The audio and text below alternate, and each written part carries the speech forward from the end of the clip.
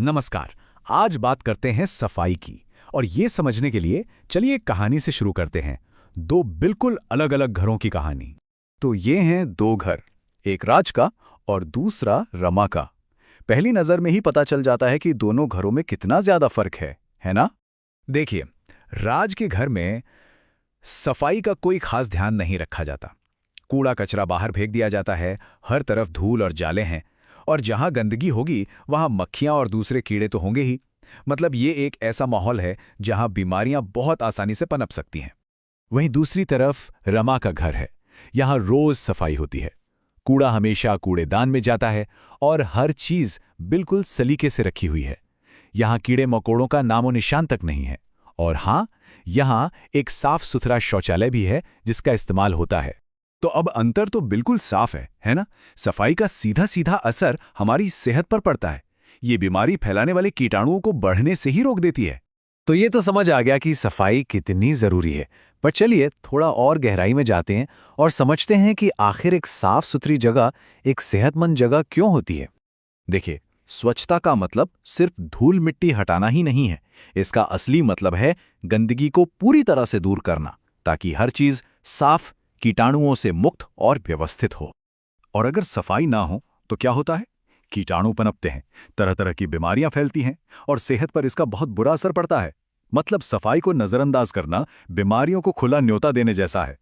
लेकिन अब सवाल ये उठता है कि घर को हमेशा साफ सुथरा कैसे रखा जाए। इसके लिए एक बहुत अच्छा सिस्टम है, एक पूरा प्लान है। चलिए उसे देखते हैं। सफाई के काम को अगर हम 5 हिस्सों में बांट लें तो ये बहुत आसान हो जाता है। कुछ काम रोज करने वाले, कुछ हफ्ते में, कुछ महीने में, कुछ साल में और कुछ बस जरूरत पड़ने पर।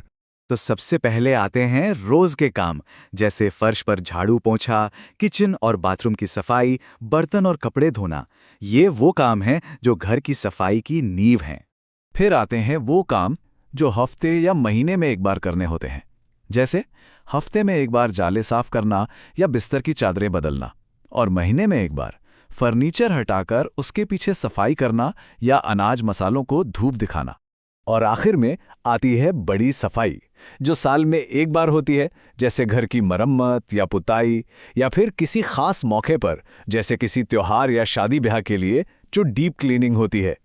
अच्छा, इस पूरे प्लान को पूरा करने के लिए सही औजारों की जरूरत तो पड़ेगी ही, है ना? और इसके लिए हमें बहुत कुछ नहीं चाहिए, बस कुछ जरूरी चीजें, जैसे झाड़ू, पोछे के कपड़े, कूड़ेदान, बाल्टी मग, साबुन और कीटाणुनाशक। हाँ, आजकल वाइपर और वैक्यूम क्लीनर जैसे नए उपकरण भी काम को काफी आसान बना देते हैं। पर एक मिनट, सफाई सिर्फ घर के अंदर की चीज तो नहीं है। घर के बाहर की दुनिया का क्या? ये एक सामुदायिक कोशिश है, हम सबकी जिम्मेदारी है। अक्सर ऐसा होता है कि लोग अपना घर तो चमकाकर रखते हैं, लेकिन बाहर सड़कों पर कचरा फेंक देते हैं या पब्लिक जगहों पर थूक देते हैं। घर का कचरा खुली नालियों में फेंकना, ये सब बहुत आम है, और यहीं से बीमारियां फैलती हैं।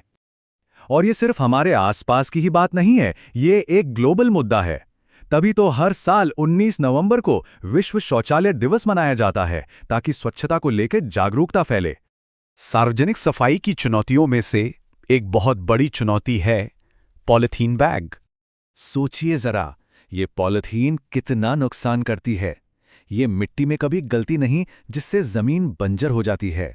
इसे जलाओ तो जहरीली गैस निकलती है, और ये नालियों को जाम कर देती है, जिससे पानी भरता है और बीमारियां फैलती हैं। तो फिर हमारा संकल्प क्या होना चाहिए?